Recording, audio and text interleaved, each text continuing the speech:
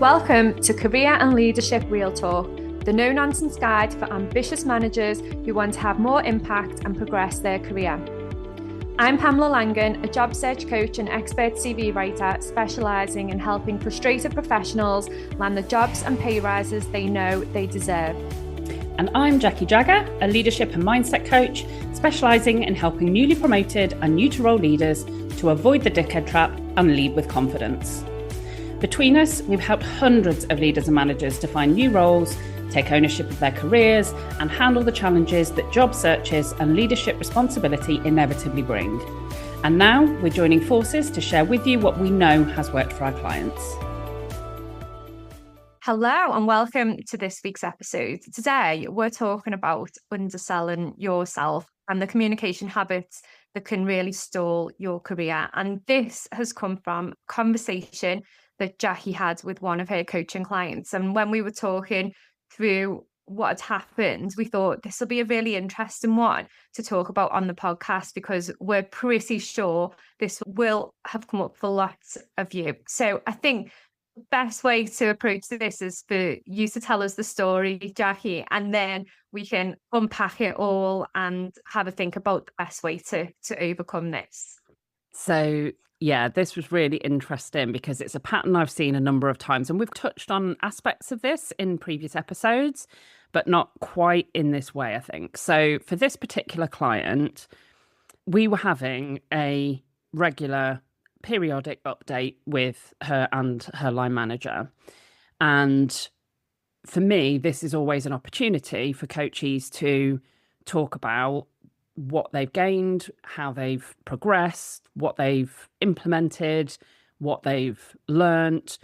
Coaching is an investment of time, it's an investment of money. Organisations want to see a return when they're investing in individuals in that way. And as we went through, what became very evident was actually it was me and her manager that were the ones that were saying, what about this that you've done? What about this conversation that we've had? What about this that I've observed in the workplace? That kind of thing. So already there was that pattern where she was quite factual and, yeah, I've done this, but really quite brief and not always taking that opportunity to really showcase those areas. And then separately, in a separate conversation just between the two of us, I asked her about something that I knew had happened since the last time we were speaking. And she talked about, I took everything that we talked about in the coaching conversation beforehand, I put it into practice. The day went really well. So it was a day working with external consultants. I felt like I built relationships really well because when people have external consultants come in, that can feel quite an unsettling scenario where somebody is scrutinising your work, your function, your division, whatever it may be. They're providing their external perspective and that can feel like they're judging, they're scrutinising. It can feel prompt defensive feelings. And she'd built relationships on this day. The way she'd approached it had been collaborative. She'd felt like those relationships had been built really quickly. She had put her contribution in, which again, we talked about how she could make sure that she did that. And then what happened was there was then a debrief that was happening and somebody was asking her about her contributions and talking about this meeting. And she said, oh, I've not been invited. And they were like, you need to be in the room.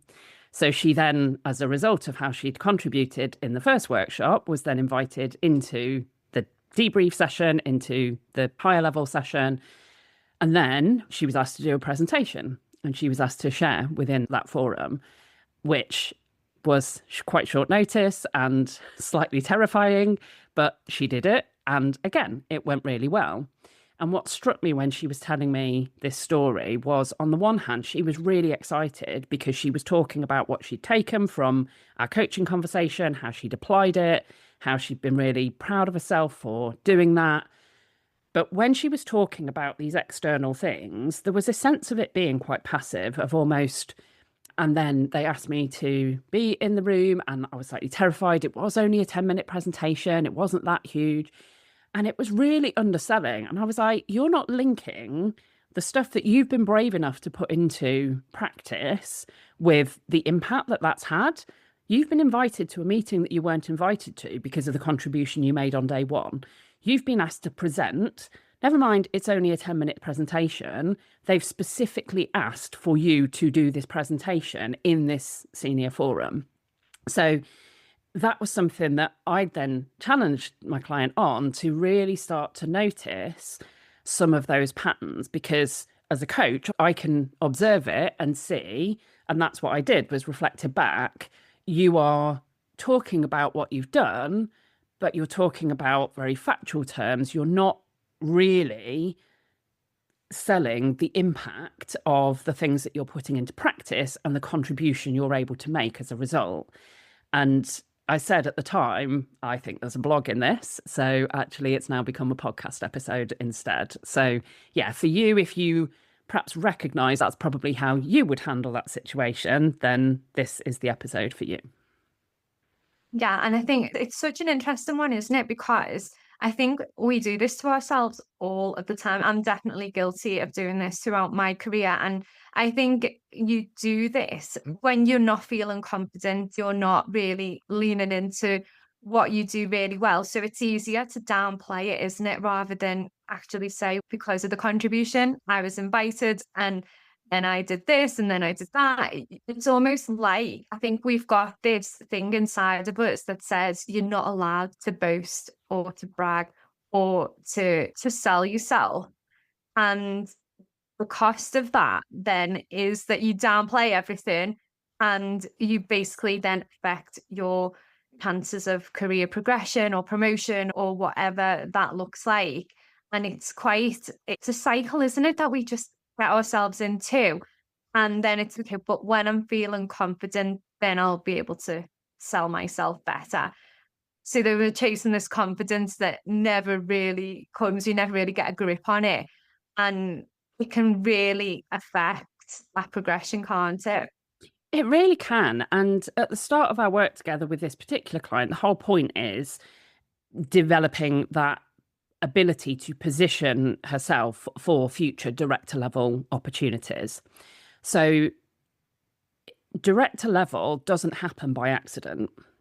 People don't just rock up and go, here you go, would you like an opportunity? You can't just wait for opportunities for these things. You've got to be thinking about how you can position yourself. You've got to own your own contributions. And that does take time and effort to build some of the habits that can position you in that way. And I think often in earlier career, people have relied on their contribution being noticed and being observed and being seen, and that creating opportunities for them. And I've had this conversation, this is a specific example that came up, but I've had versions of this conversation so many times over the years with leadership clients, where there is that piece of, I want people to notice what I'm doing. I don't want to have to point them in the direction of what I'm doing so that it's under their nose, so that they can't ignore it. And there's a real discomfort with that sense of feeling, like you say, that it's bragging or it's showing off to draw people's attention to things. And it's not. It's an absolute necessity if you are going to position yourself for those very senior roles, because people that are making those decisions are busy. They've got a million people.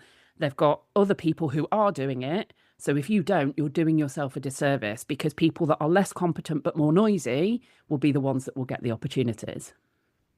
Yeah, and that's a good point, isn't it? Because we see that a lot, don't we? Where people who have got that real deep skill set get overlooked because the person who shouts the loudest, the person who sells themselves, they get the opportunities. They're at the forefront of the promotions or the career progression. And I think you're right, it's about that positioning, isn't it? 'Cause I always talk a lot about positioning on CVs, but you also need to think about your positioning throughout your entire career. It's not just about on your CV, it's like how you conduct your day-to-day work life, how you come across, how you do sell yourself. And I suppose the key thing there, like just thinking about it, is that if you're not comfortable with selling yourself, this is the time to reflect on why and where that's coming from and what makes it uncomfortable. And I suppose this is where a coach comes in really useful, because sometimes you don't know where to start with it or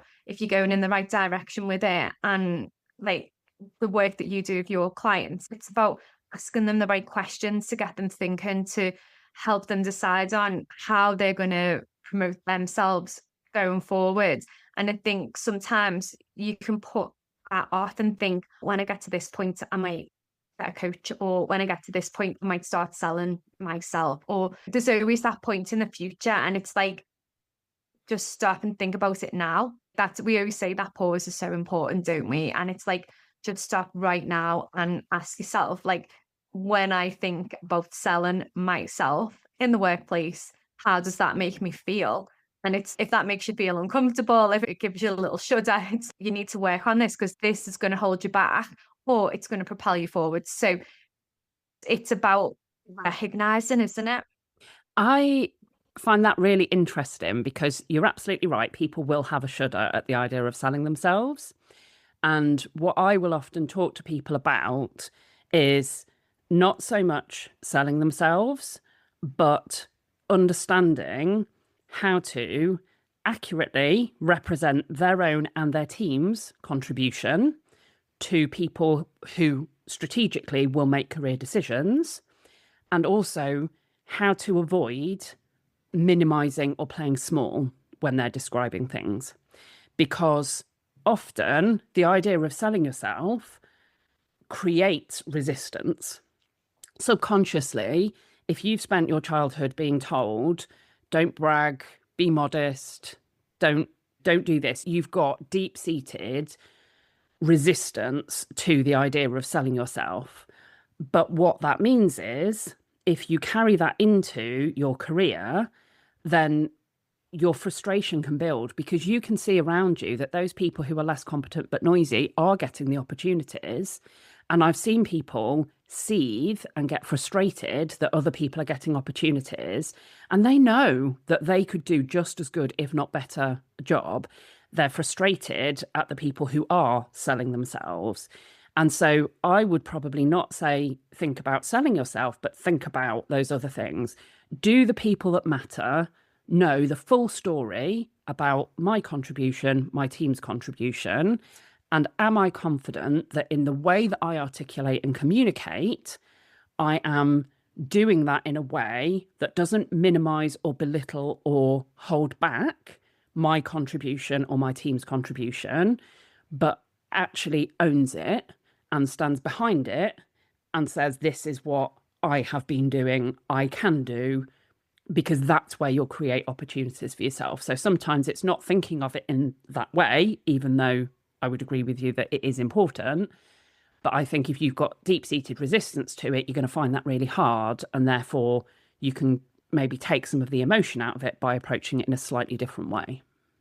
Yeah, and I suppose that links into what we were talking about before we got started recording, which was the visibility paradox, and how that is affecting leaders, people that are doing really impressive things but not communicating them in the right way. So what are your thoughts around that?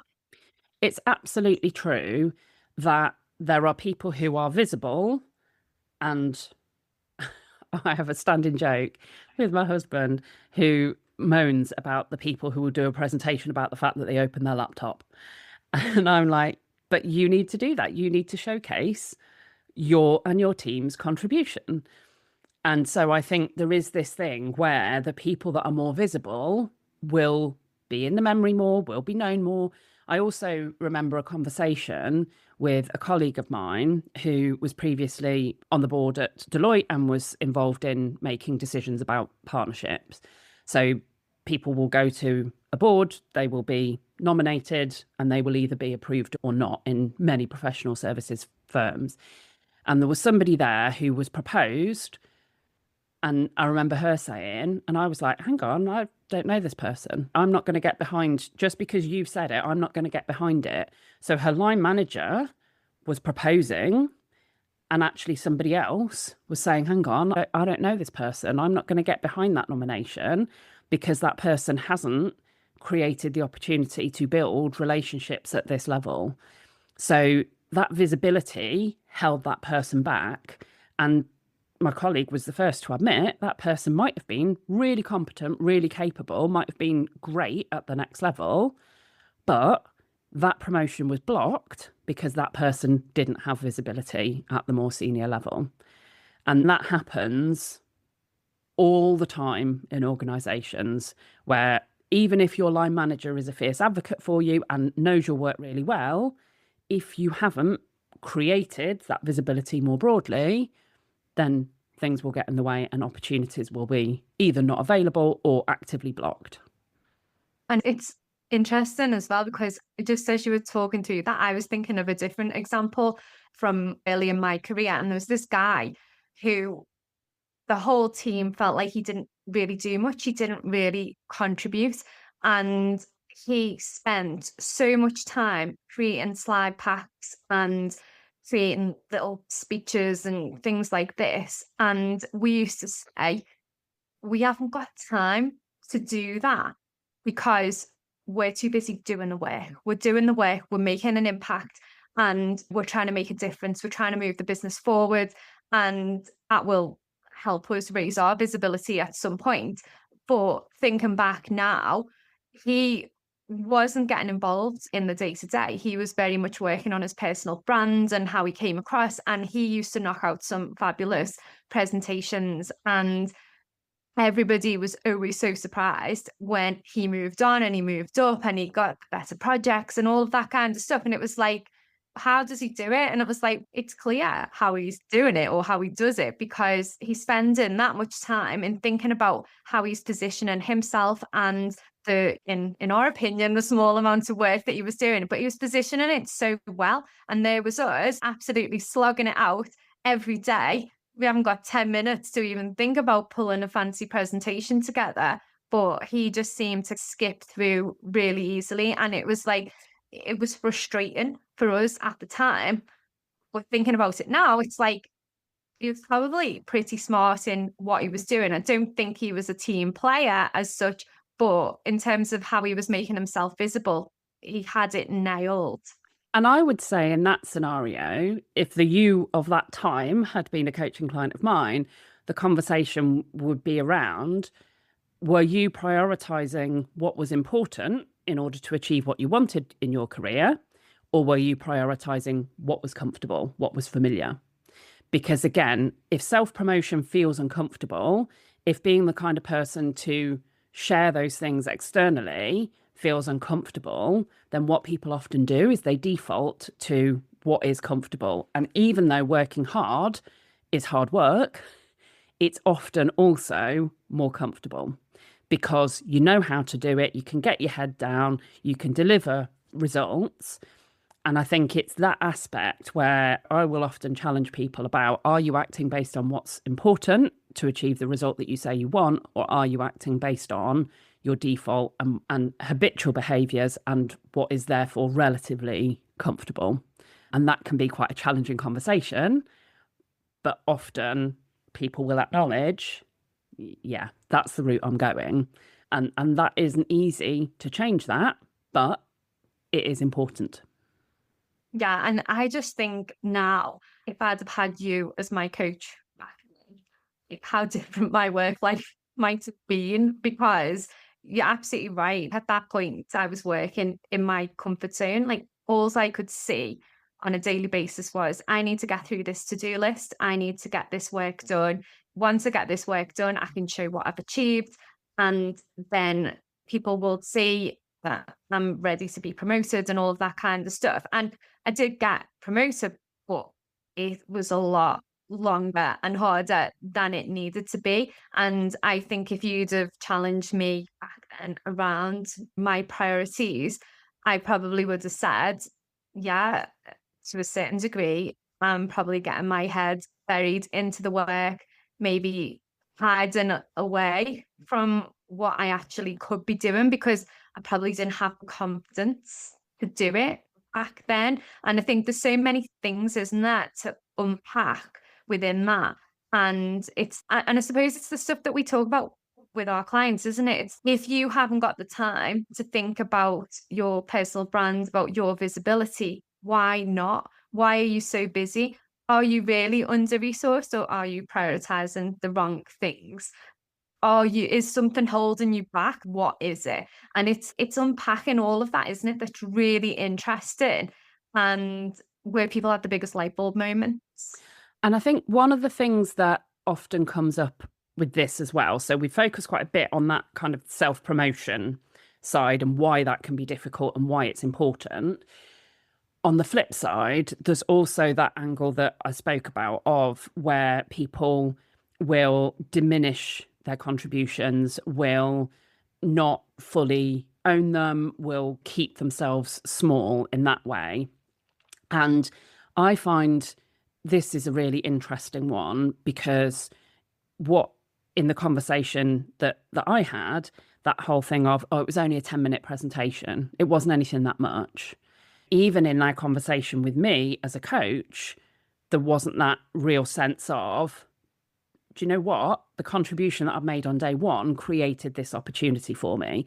So I've had this opportunity. So there was a diminishing of how the contribution linked to the creation of the opportunity. And we've spoken before on the podcast about Tara Mohr's book, Playing Big, which I particularly recommend for women who struggle with their confidence in their career. And her book is focused on women and is primarily around habits that women might display. They can also happen for men. So it's not purely gendered, but I would agree in my coaching experience, it is more common that women will do this. And I think often that's because culturally, women are socialized to be expected to be agreeable, collaborative, not threatening. Women don't have always the same opportunity to be ballsy, to be out there without being judged for that. Whereas men are not always expected to be as much in the people pleaser place. So she identifies things like using just, only, actually, disclaimers saying, I'm not sure whether this is a great idea, but just really holding back on, here's an idea. And part of what she talks about in her communication chapter is how you can communicate with both clarity, impact, and also warmth. And her suggestion is that you can lead with warmth and still be direct, be clear in your communication. So I think that bit is really key to notice some of those patterns. Are you hesitant in the way that you describe things? Do you keep yourself small with some of those things of, it was just this, oh, thanks for that, I only did this. Those types of things where you play down your own contribution will absolutely hold you back from career opportunities. And then another thing that links into that is the way people describe what happened rather than what they made happen. And I see this a lot with interview prep as well, and how people frame their experiences and where they've made an impact within an organization. And it's about reframing that story rather than telling that story from a passive perspective. It's about active framing of the story and what you did and how you made that thing happen. I think that's really important. Absolutely, it is. And it's not something that tends to come naturally. I think people do need to practice. And obviously, in your client terms, that's what you're supporting them to do, is be ready to deliver that in an interview situation. But I also think it's really important to think about how you can do more of that on a regular basis. So that review that I had with my client and their manager was a great opportunity. Yes, her manager already knew all of the great stuff that she'd been doing, but that doesn't mean a reminder isn't useful. Take opportunities that are there, talk about what you've done, and like you say, frame it in that active, this is what I made happen, this was the result, this was the impact. It doesn't have to be long-winded. It doesn't have to be the you show where you're taking center stage and talking people to death, but just being in that habit of reminding people about things that you've done and the impact that those things have had will serve you well, because people are so busy that they need reminders. They need to have that put in front of them to be able to keep it in their heads and keep it fresh. So you can't expect other people to just remember all the great stuff you've done. If you've ever prepared for your own appraisal and tried to remember anything longer ago than a month, you'll know you probably don't even remember all the great things that you've done. So capture them as they happen, but also talk about them in those terms. Yeah, and it's also the people that we're talking about that do this are the really capable people as well. It's not the people that are struggling in their roles and the people who are faking it till they make it. These are the actual capable people who are downplaying what they do and describing rather than talking actively about how they've made an impact. So what can people do, or what can these capable people do that know they're capable, know they can do all this stuff, but they're just not describing it in the right way? So, a really simple, practical thing that I would suggest people do is to think about one example of something that they have done recently, the last month, for example, and write two versions of how they describe it, or verbalize two versions of how they describe it. So, the version that comes naturally, and then think about, does that actively own, does that show my contribution, does that show impact? And then create another version where you really demonstrate that ownership and you articulate the impact. And then once you've got that version, look for an opportunity where you can share or refer to that. So you could put that aside for your appraisal prep. You could discuss it with your line manager in your next one-to-one review. You could look for an opportunity to incorporate some of it into a discussion that's being had in a meeting.